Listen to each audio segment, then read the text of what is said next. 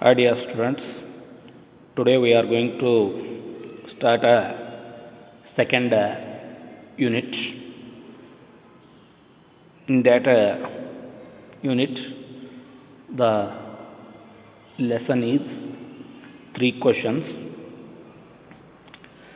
King has 3 questions and he is seeking answer to them. So, what are the questions and can he get the answers for these 3 questions?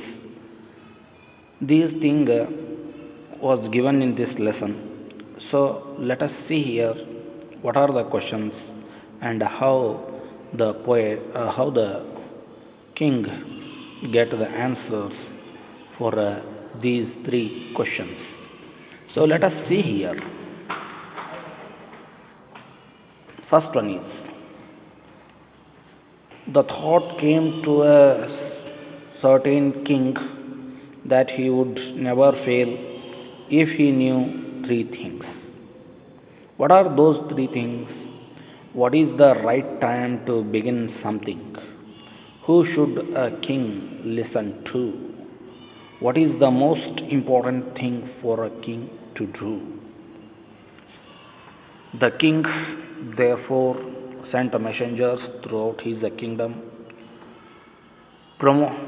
promising a large sum to anyone who would answer these 3 questions. Many wise men came to the king, but they all answered his questions differently.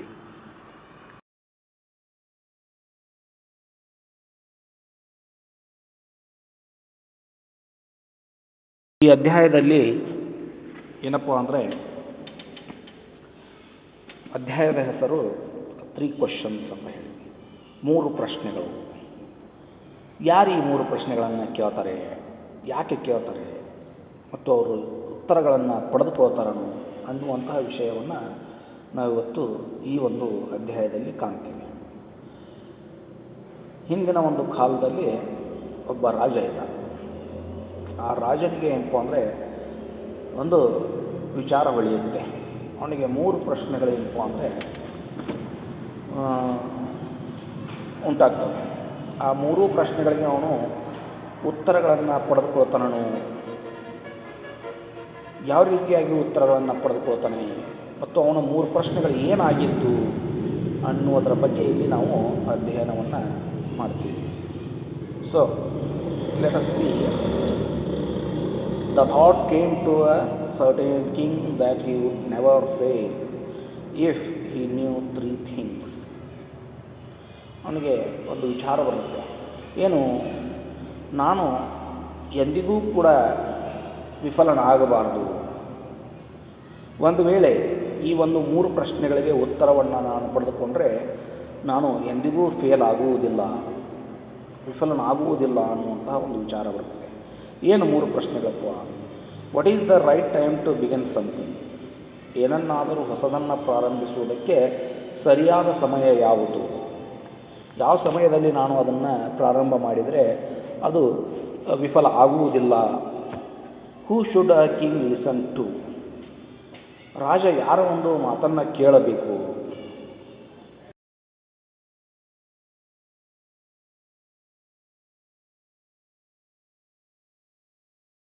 ವಾದಂತಹ ಕೆಲಸ ಏನು? ಯಾವ ಒಂದು ಕಾರ್ಯವನ್ನು ರಾಜ ಮಾಡಬೇಕು? ಇವು 3 ಪ್ರಶ್ನೆಗಳು ರಾಜನ ಪ್ರಶ್ನೆಗಳಾಗಿವೆ.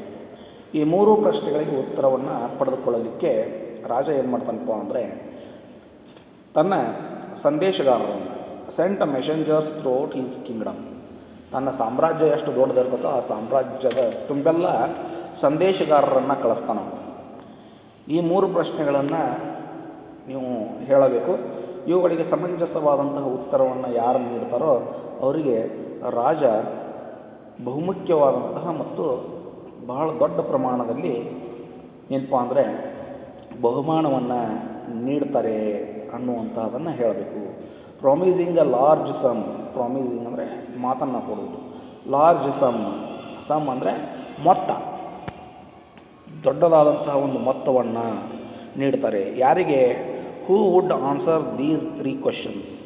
ಯಾರು ಈ 3 ಪ್ರಶ್ನೆಗಳಿಗೆ ಉತ್ತರವನ್ನು ನೀಡ್ತಾರೋ ಅವರಿಗೆ ರಾಜ ಏನಪ್ಪ ಅಂದರೆ ಹಣವನ್ನು ನೀಡ್ತಾನೆ.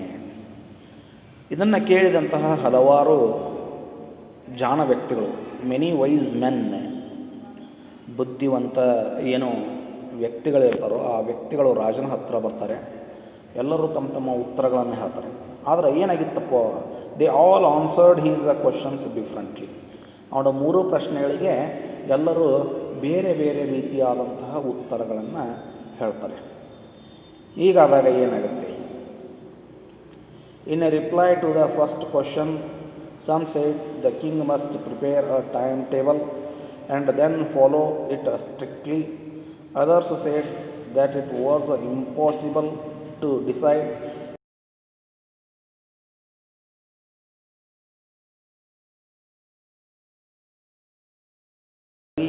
at that time. Yet others said that the king needed a council of wise men who would help him act at the proper time. ಮೊದಲನೆಯ ಪ್ರಶ್ನೆಗೆ ಬಗೆ ಬಗೆಯ ಉತ್ತರಗಳನ್ನು ನಾವು ಪಡೆದುಕೋತಾನೆ. ಏನು? ಕೆಲವೊಂದು ಜನ ಹೇಳ್ತಾರೆ ಏನಪ್ಪ ಅಂದರೆ ರಾಜ ಒಂದು ವೇಳಾಪಟ್ಟಿಯನ್ನು ತಯಾರಿಸ್ಕೋಬೇಕು. ಆ ವೇಳಾಪಟ್ಟಿಯನ್ನು ಏನಪ್ಪ ಅಂದರೆ ಕಟ್ಟುನಿಟ್ಟಿನಿಂದ ಪಾಲನೆಯನ್ನು ಮಾಡಬೇಕು. ಸ್ಟ್ರಿಕ್ಟ್ಲಿ ಫಾಲೋ ಸ್ಟ್ರಿಕ್ಟ್ಲಿ ಅಂದರೆ ಕಟ್ಟುನಿಟ್ಟಾಗಿ ಆ ಒಂದು ಏನೋ ಒಂದು ವೇಳಾಪಟ್ಟಿ ಐತೋ ಆ ವೇಳಾಪಟ್ಟಿಯ ಪ್ರಕಾರ ರಾಜ ನಡೆದುಕೊಳ್ಳಬೇಕು ಅಂಥೇಳಿ ಕೆಲವೊಂದು ಜನ ಹೇಳ್ತಾರೆ. ಆದರೆ ಇನ್ನೂ ಕೆಲವು ಜನ, others said that it was impossible to decide in advance the right time for doing something. ಇನ್ನು ಕೆಲವರು ಏನು ಹೇಳ್ತಾರೆ, ಮುಂಚಿತವಾಗಿಯೇ ಏನಪ್ಪ ಅಂದರೆ ನಾವು ಸಮಯವನ್ನು ನಿರ್ಧರಿಸಲಿಕ್ಕೆ ಆಗುವುದಿಲ್ಲ, ಇದು ಅಸಾಧ್ಯ, ಇಂಪಾಸಿಬಲ್, ಅಸಾಧ್ಯ. ಯಾಕೆ ಇಂತಹ ಸಮಯದಲ್ಲಿಯೇ ಇಂತಹ ಕೆಲಸವನ್ನು ಮಾಡಬೇಕು ಅಂತ ಹೇಳಿ ನಾವು ಮುಂಚಿತವಾಗಿ ಏನಪ್ಪ ಅಂದರೆ ಅದರ ಬಗ್ಗೆ ಒಂದು ವೇಳೆಯನ್ನು ನಿಗದಿ ಮಾಡಿಕೊಳ್ಳಲಿಕ್ಕೆ ಆಗುವುದಿಲ್ಲ ಅನ್ನುವಂತಹ ಮಾತನ್ನು ಇನ್ನು ಕೆಲವು ಜನ ಹೇಳ್ತಾರೆ. The king should do whatever seemed necessary at the time. ಅವ್ರೇನು ಹೇಳ್ತಾರೆ, ಆ ಒಂದು ಸಂದರ್ಭದಲ್ಲಿ ರಾಜನಿಗೆ ಯಾವುದು ಸರಿ ಅನಿಸುತ್ತಾನೋ ಆ ಒಂದು ನಿರ್ಧಾರವನ್ನು ತೆಗೆದುಕೋಬೇಕು, ಅದೇ ರೀತಿಯಾಗಿ ರಾಜ ನಡೆದುಕೊಳ್ಳಬೇಕು ಅನ್ನುವುದನ್ನು ಅವ್ರು ಹೇಳ್ತಾರೆ. ಅಷ್ಟೇ ಅಲ್ಲದೆ ಇನ್ನೂ ಕೆಲವರು, yet others said that the king needed a council of a wise men who would help him act at the proper time. ಇನ್ನು ಕೆಲವೊಂದು ಜನ ಏನು ಹೇಳ್ತಾರೆ, ಕೆಲವು ಬುದ್ಧಿವಂತ ಜನರ ಒಂದು ಸಭೆ ಬೇಕು. ಕೌನ್ಸಿಲ್ ಅಂದರೆ ಒಂದು ಸಭೆ ಅಥವಾ ಒಂದು ಗುಂಪು, ಬುದ್ಧಿವಂತರ ಒಂದು ಗುಂಪು ರಾಜನ ಹತ್ತಿರ ಇರಬೇಕು. ಆ ಒಂದು ವ್ಯಕ್ತಿಗಳು ಏನಪ್ಪ ಅಂದರೆ ರಾಜನಿಗೆ ಅಲ್ಲಿ ಯಾವ ಒಂದು ಸಂದರ್ಭದಲ್ಲಿ ಯಾವ ರೀತಿಯಾಗಿ ನಡೆದುಕೊಳ್ಳಬೇಕು ಅನ್ನುವಂತಹ ಒಂದು ಸೂಚನೆಗಳನ್ನು ಅವರು ನೀಡುವಂಥವರಾಗಿರಬೇಕು ಅನ್ನುವಂತಹದನ್ನು ಅಲ್ಲಿ ಇನ್ನೂ ಕೆಲವು ಜನರ ವಿಚಾರ ವ್ಯಕ್ತಪಡಿಸ್ತಾರೆ. But then others said that there was some things which could be urgent. ಒಂದು ಕೆಲವೊಂದು ಜನ ಏನಂತಾರೆ, ಬಹಳ ಅವಸರದಲ್ಲಿ ನಿರ್ಧಾರಗಳನ್ನು ತೆಗೆದುಕೊಳ್ಳಬೇಕಾಗತ್ತೆ, ಆ ಸಂದರ್ಭದಲ್ಲಿ ಹೆಂಗೆ ಮಾಡಬೇಕು, ಆಗ ಏನು ಮಾಡಬೇಕಾಗುತ್ತೆ, ಆಗ ಈ ಒಂದು ಏನಪ್ಪ ಅಂದರೆ ಬುದ್ಧಿವಂತರ ಒಂದು ವಿಚಾರಗಳನ್ನು ಕೇಳಲಿಕ್ಕೆ ಸಮಯ ಇರುವುದಿಲ್ಲ, ಆಗೇನು ಮಾಡಬೇಕು. These things could not wait for the decision of the council.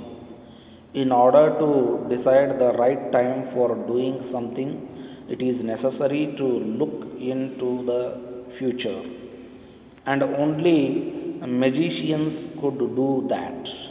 The king, therefore, would have to go to magicians.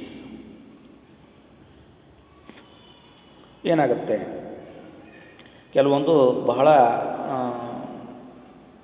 ತರಾತುರಿಯಲ್ಲಿ ನಿರ್ಧಾರಗಳನ್ನು ತೆಗೆದುಕೊಳ್ಳುವಂತಹ ಸಮಯ ಬರುತ್ತೆ. ಆಗ ಈ ಒಂದು ಸಭೆಯ ಮುಖ್ಯಸ್ಥರು ಏನಿರ್ತಾರೋ, ಅಲ್ಲಿ ಇರುವಂತಹ ಒಂದು ಬುದ್ಧಿವಂತರು ಏನಿರ್ತಾರೋ ಅವರ ಒಂದು ವಿಚಾರಗಳನ್ನು ಕೇಳಿಕೊಂಡು ನಿರ್ಧಾರವನ್ನು ತೆಗೆದುಕೊಳ್ಳಲಿಕ್ಕೆ ಸಮಯ ಇರುವುದಿಲ್ಲ. ಹೀಗಿರುವಾಗ ಏನು ಮಾಡಬೇಕು? ಅದಕ್ಕೆ ನಾವೇನಪ್ಪ ಅಂದರೆ ಮುಂದಿನ ಒಂದು ಭವಿಷ್ಯವನ್ನು ತಿಳಿದುಕೊಳ್ಳಬೇಕಾಗತ್ತೆ. ಭವಿಷ್ಯದಲ್ಲಿ ಹಿಂಗಾಗುತ್ತೆ, ಅದಕ್ಕೆ ನಾವು ಈ ರೀತಿಯಾಗಿ ನಿರ್ಧಾರಗಳನ್ನು ತೆಗೆದುಕೊಳ್ಬೇಕು, ಇಂತಹ ಒಂದು ತಯಾರಿಯನ್ನು ನಾವು ಮಾಡ್ಕೋಬೇಕಾಗತ್ತೆ ಅಂತ ಅಂದಾಗ ನಾವೇನು ಮಾಡಬೇಕು? Only magicians could do that. Magicians ಅಂದರೆ ಮಾಟವನ್ನು ಮಂತ್ರವನ್ನು ಮಾಡುವಂಥವ್ರು ಏನಿರ್ತಾರೋ ಅಂಥವರನ್ನು ನಾವು ಏನಪ್ಪ ಅಂದರೆ ಭೇಟಿ ಆಗಬೇಕಾಗತ್ತೆ, ಅಂಥವರನ್ನು ನಾವು ಕನ್ಸರ್ನ್ ಮಾಡಬೇಕಾಗತ್ತೆ. ಯಾಕಂದರೆ ಭವಿಷ್ಯವನ್ನು ನೋಡುವವರು ಅವರೇ. ಅದಕ್ಕೆ ರಾಜ ಏನಪ್ಪ ಅಂದರೆ ಆ ಒಂದು ಮಂತ್ರವನ್ನು ಮಾಡುವಂತಹ ಜನರನ್ನು ನೋಡಬೇಕು, ಅವರನ್ನು ಕನ್ಸರ್ನ್ ಮಾಡಬೇಕು, ಅವರ ಕಡೆಗೆ ತಮ್ಮ ಒಂದು ವಿಚಾರಗಳನ್ನು ತಿಳ್ಕೋಬೇಕು ಅನ್ನುವಂಥದ್ದನ್ನು ಇಲ್ಲಿ ಹೇಳಲಾಗುತ್ತೆ. In their answers to the second question, some said that the people must necessary to the king were his counselors. Others said priests. A few others chose doctors, and yet others said that his soldiers were the most necessary. ಇನ್ನು ಎರಡನೇ ಒಂದು ಪ್ರಶ್ನೆ, ಯಾರ ಒಂದು ಮಾತನ್ನು ಕೇಳಬೇಕು ರಾಜ? ಎರಡನೇ ಕ್ವಶನ್ಗೆ ಏನು ಹೇಳ್ತಾರೆ? Some said that the people must necessary to the king were he is a councillors. ಸಾಮಾನ್ಯ ಜನ ಏನದಾರೋ ಅವರು ಏನಪ್ಪ ಅಂದರೆ ಅವನ ಒಂದು ಸಭೆ ಒಳಗೆ ಇರಬೇಕಾಗತ್ತೆ. ಯಾಕಂದರೆ ಅವರು ಅವಶ್ಯಕ, ಜನರು ಇರಲಾರ್ದನೇ ಏನಪ್ಪ ಅಂದರೆ ರಾಜ ಇರಲಿಕ್ಕೆ ಸಾಧ್ಯ ಇಲ್ಲ. ಹಾಗಾಗಿ ಜನ ಇರಬೇಕು ಅಂತ ಹೇಳಿ. ಇನ್ನು ಕೆಲವೊಂದು ಜನ ಏನಪ್ಪ ಅಂದರೆ ಪಾದ್ರಿಗಳು, ಪ್ರೀಸ್ಟ್ಸ್ ಅಂದರೆ ಪಾದ್ರಿಗಳಿರಬೇಕು ಅಂತ ಹೇಳಿ ಹೇಳ್ತಾರೆ. ಇನ್ನು ಕೆಲವೊಂದು ಜನ ಏನಪ್ಪ ಅಂದರೆ ಡಾಕ್ಟರ್ಗಳಿರಬೇಕು, ಅವರ ಒಂದು ಸಲಹೆಯನ್ನು ರಾಜ ಪಡೆದುಕೊಳ್ಳಬೇಕು. Yet others said that is the soldiers were the most necessary. ರಾಜನಿಗೆ ಅವನ ಸೈನಿಕರು ಬಹುಮುಖ್ಯವಾದಂಥವರು, ಹಾಗಾಗಿ ಅವರ ಒಂದು ಸಲಹೆಗಳನ್ನು ಕೇಳುವಂಥವನಾಗಿರಬೇಕು. ಈ ರೀತಿಯಾಗಿ ಎರಡನೇ ಒಂದು ಪ್ರಶ್ನೆಗೆ ವಿಭಿನ್ನವಾದಂತಹ ಉತ್ತರಗಳನ್ನು ಅಲ್ಲಿ ಜನ ನೀಡ್ತಾರೆ. To the third question, some said attack, others choose fight, and yet others religious worship. ಇನ್ನು ಮೂರನೆಯ ಪ್ರಶ್ನೆಗೆ ಏನನ್ನ ಹೇಳ್ತಾರೆ? ರಾಜ ಏನಪ್ಪ ಅಂದರೆ ಏನನ್ನ ಮಾಡಬೇಕು? ರಾಜ ಏನಪ್ಪ ಅಂದರೆ ಬೇರೆಯವರ ವಿರುದ್ಧ ದಾಳಿಯನ್ನು ಮಾಡಬೇಕು, ಅಟ್ಯಾಕನ್ನು ಮಾಡಬೇಕು. ಅಟ್ಯಾಕ್ ಅಂದರೆ ದಾಳಿ. ಮುಂದಿನ ಕಾಲದಲ್ಲಿ ನಾವು ನೋಡ್ತಿದ್ದೀವಿ, ರಾಜ ಮತ್ತೊಂದು ಸಾಮ್ರಾಜ್ಯದ ಮೇಲೆ ಯುದ್ಧವನ್ನು ಮಾಡಿ ಅಲ್ಲಿ ಏನಪ್ಪ ಅಂದರೆ ತನ್ನ ಒಂದು ಸೈನಿಕ ಬಲವನ್ನು ತೋರಿಸುವುದರ ಮೂಲಕ ಅಲ್ಲಿ ವಿಜಯವನ್ನು ಪ್ರಾಪ್ತಿ ಮಾಡಿ ತನ್ನ ಸಾಮ್ರಾಜ್ಯವನ್ನು ವಿಸ್ತರಣೆ ಮಾಡ್ತಾಯಿದ್ದು. ಹಾಗೆ ಏನಪ್ಪ ಅಂದರೆ ರಾಜ ಏನಪ್ಪ ಅಂದರೆ ಮತ್ತೊಂದು ರಾಜ್ಯದ ಮೇಲೆ ದಾಳಿಯನ್ನು ಮಾಡಬೇಕು. Others choose fight. ಇನ್ನು ಕೆಲವೊಂದು ಜನ ಏನಪ್ಪ ಅಂದರೆ ರಾಜ ಹೋರಾಟವನ್ನು ಮಾಡಬೇಕು ಅಂತ ಹೇಳಿ ಹೇಳ್ತಾರೆ. Yet others religious worship. ಧಾರ್ಮಿಕ ಪೂಜೆಗಳನ್ನು, ವಿಧಿವಿಧಾನಗಳನ್ನು ರಾಜ ಮಾಡ್ತಾ ಇರಬೇಕು ಅನ್ನುವುದನ್ನು ಹೇಳ್ತಾರೆ. ಈ ರೀತಿಯಾಗಿ ಮೂರನೆಯ ಪ್ರಶ್ನೆಗೆ ಅವರು ಬಗೆ ಬಗೆಯ ಉತ್ತರಗಳನ್ನು ನೀಡ್ತಾರೆ. As the answers to his questions were so different, the king was not satisfied. He decided to seek the advice of a certain hermit who was widely known for his wisdom. ಈ ರೀತಿಯಾಗಿ ಬಗೆ ಬಗೆಯ ಒಂದು ಉತ್ತರಗಳನ್ನು ಪಡೆದುಕೊಂಡ ಕೂಡಲೇ ರಾಜನಿಗೆ ಯಾವುದೇ ಒಂದು ಉತ್ತರಗಳು ತೃಪ್ತಿಯನ್ನು ನೀಡುವುದಿಲ್ಲ. The king was not satisfied ಅಂದರೆ ತೃಪ್ತಿಯನ್ನು ಹೊಂದುವುದಿಲ್ಲ.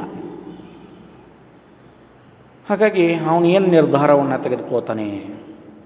ಈ ಎಲ್ಲ ಒಂದು ಪ್ರಶ್ನೆಗಳಿಗೆ ಸರಿಯಾದ ಉತ್ತರವನ್ನು ನಾನು ಪಡೆದುಕೊಳ್ಳಬೇಕು ಅಂದರೆ ಯಾವುದೋ ಒಬ್ಬ ಸನ್ಯಾಸಿಯನ್ನು ನಾನು ಭೇಟಿ ಮಾಡಬೇಕು. ಅಂತಹ ಒಬ್ಬ ಸನ್ಯಾಸಿಪ್ಪ, ಅವನಿಗೆ ಅಪಾರವಾದಂತಹ ಒಂದು ಜ್ಞಾನ ಇರಬೇಕು, ಅಪಾರವಾದಂತಹ ಒಂದು ಜಾಣ್ಮೆ ಅವನಲ್ಲಿ, ವಿಜ್ಡಮ್ ಅಂದರೆ ಬುದ್ಧಿಶಕ್ತಿ, ಜಾಣ್ಮೆ. ಅಂತಹ ಒಬ್ಬ ವ್ಯಕ್ತಿಯನ್ನು ನಾನೇನಪ್ಪ ಅಂದರೆ ಭೇಟಿ ಮಾಡಬೇಕು. ಅಂದಾಗ ಮಾತ್ರ ನನ್ನ ಎಲ್ಲ ಪ್ರಶ್ನೆಗಳಿಗೂ ಸರಿಯಾದಂತಹ ಒಂದು ಉತ್ತರಗಳು ಸಿಗಲಿಕ್ಕೆ ಸಾಧ್ಯ ಅಂತ ಹೇಳಿ ರಾಜ ನಿರ್ಧಾರವನ್ನು ಮಾಡ್ತಾನೆ. ಈ ರೀತಿಯಾಗಿ ರಾಜ ತೀರ್ಮಾನವನ್ನು ತೆಗೆದುಕೊಳ್ತಾನೆ. ಅದಾದ ನಂತರ ಏನಾಗುತ್ತೆ ಅನ್ನೋದನ್ನು ನಾವು ನಮ್ಮ ಮುಂದಿನ ಒಂದು ತರಗತಿಯಲ್ಲಿ ನೋಡೋಣ. ಈಗ ಹೇಳಿರುವಂತಹ ಒಂದು ಅಧ್ಯಾಯದಲ್ಲಿ ನಿಮಗೇನಾದರೂ ತೊಂದರೆಗಳಿದ್ದರೆ ಅಥವಾ ಏನಾದರೂ ವಿಷಯ ತಿಳಿದಿರಲಿಲ್ಲ ಅಂದರೆ ನೀವು ನನ್ನನ್ನು ಕೇಳಬಹುದು.